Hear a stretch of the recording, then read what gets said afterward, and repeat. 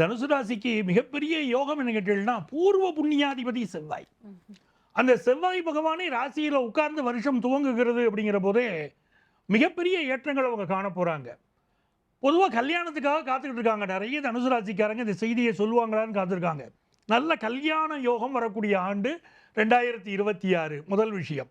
இரண்டாவது, நல்ல தன பிராப்தி இருக்கும். திடீர் பண வருமானங்கள் இருக்கும். இந்த ஆண்டுடைய செகண்ட் ஹாஃப்ல கூட அதை பார்க்கலாம். திடீர் தன வருமானங்கள் வந்து சேரும். அப்படி வந்து இவர்களுக்கு ராசிக்கு அதிபதி போய் உச்சமாக அமர்வது என்பது மிகப்பெரிய ஒரு வளர்ச்சியை அவங்களுக்கு கொடுக்க போகுது. எதில் கவனமாக இருக்கணும்? தேக ஆரோக்கியம், அதுதான் முக்கியம். 4ஆம் இடத்துல சனி பகவான் இருக்கும்போது தேக ஆரோக்கியத்தில் அதிக கவனம் செலுத்தணும்.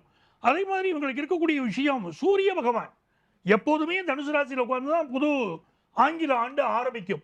இந்த ஆண்டு அந்த சூரியனோடு புதனும் சேர்ந்து உட்கார்ந்துருக்கார்.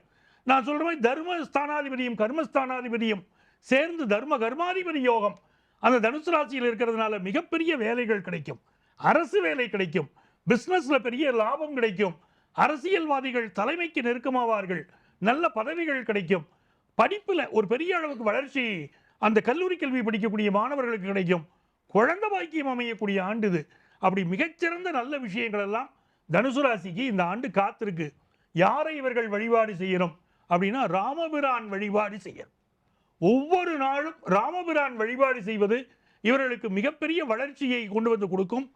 மாற்றுத்திறனாளிகளுக்கு உதவி செய்யணும். அந்த உதவி என்பது இறைவனுக்கு செய்யக்கூடியது தொண்டு போன்றது. அதனால் மாற்றுத்திறனாளிகளுக்கு செய்யக்கூடிய உதவியும் இவர்கள் வாழ்க்கையை வசந்தமாக்கும்.